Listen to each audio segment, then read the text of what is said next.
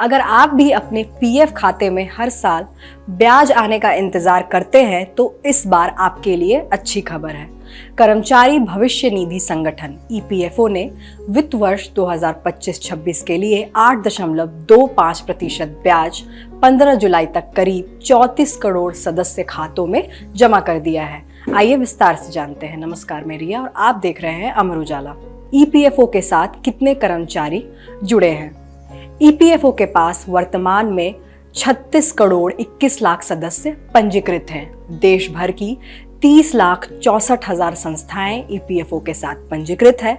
सरकार के अनुसार 34 करोड़ खातों में ब्याज जमा होने का आंकड़ा पंजीकृत और निष्क्रिय दोनों तरह के रिकॉर्ड को मिलाकर है। ईपीएफओ की ब्याज दर क्या होती है? ईपीएफओ की ब्याज दर वह तय प्रतिशत है जिसके हिसाब से कर्मचारी के पीएफ ईपीएफ खाते में जमा रकम पर हर साल ब्याज मिलता है। इस ब्याज दर का फैसला ईपीएफओ का केंद्रीय न्यासी बोर्ड सीबीटी करता है, जिसके बाद वित्त मंत्रालय की मंजूरी मिलती है। इसके बाद यह दर संबंधित वित्तीय वर्ष के लिए लागू होती है। यह कैसे काम करती है? मान लीजिए आपके पीएफ खाते में हर महीने वेतन से पैसा जमा होता है। ईपीएफओ हर महीने आपके खाते में मौजूद राशि रनिंग बैलेंस के आधार पर ब्याज की गणना करता है। हालांकि यह ब्याज हर महीने खाते में नहीं आता। पूरे वित्तीय वर्ष का ब्याज जोड़ने के बाद इसे एक बार में आपके पीएफ खाते में क्रेडिट किया जाता है। यानी आपका पैसा पूरे साल ब्याज कमाता रहता है, लेकिन उसकी एंट्री साल में एक बार दिखाई देती है। पीएफ बैलेंस कैसे चेक करें?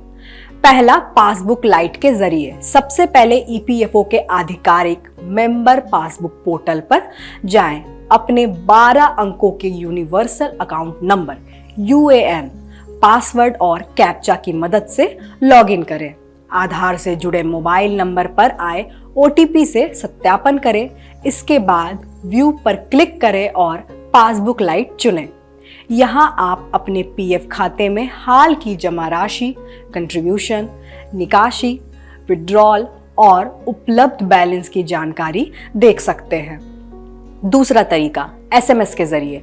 अगर आपका यूएएन सक्रिय है और वह आपके पंजीकृत मोबाइल नंबर से जुड़ा है तो आप एक एसएमएस भेजकर भी पीएफ बैलेंस की जानकारी प्राप्त कर सकते हैं। अपने रजिस्टर्ड मोबाइल नंबर से 7738299899 पर एसएमएस भेजें। संदेश का प्रारूप होगा ईपीएफओ यूएएन। इसमें अपना यूएएन नंबर जरूर लिखें। अगर आप जानकारी किसी क्षेत्रीय भाषा में चाहते हैं तो यूएएन के बाद उस भाषा का कोड जोड़ दें। यह सुविधा 10 भाषाओं में उपलब्ध है। एसएमएस के माध्यम से आपको पीएफ की नवीनतम जमा राशि, मौजूदा बैलेंस और केवाईसी की जानकारी मिल जाएगी। तीसरा तरीका, उमंग ऐप के जरिए। अपने मोबाइल में गूगल प्ले स्टोर या ऐप स्टोर से उमंग ऐप डाउनलोड करें। ऐप में लॉगिन कर अपना यूएएन लिंक करें।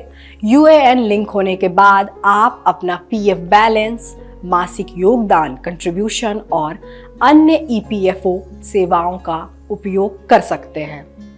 उमंग ऐप के जरिए पीएफ से जुड़े दावे, क्लेम भी किए जा सकते हैं। इसके अलावा पिछले 3 महीनों के पेंशन खाते के लेन देन का सार समरी ऐप में देखा जा सकता है, जबकि विस्तृत विवरण पीडीएफ के रूप में डाउनलोड किया जा सकता है। चौथा तरीका, मिस्ड कॉल सेवा। पंजीकृत मोबाइल नंबर से 9966044425 पर मिस्ड कॉल देकर भी पीएफ बैलेंस की जानकारी प्राप्त की जा सकती है। अगर खाते में ब्याज नहीं दिख रहा तो क्या करें? अगर आपके पीएफ खाते में अभी तक ब्याज दिखाई नहीं दे रहा है तो घबराने की जरूरत नहीं है। ईपीएफओ के अनुसार ब्याज मासिक रनिंग बैलेंस के आधार पर गणना किया जाता है, इसलिए पासबुक में एंट्री देर से दिखाई देने पर भी सदस्य का कोई नुकसान नहीं होता।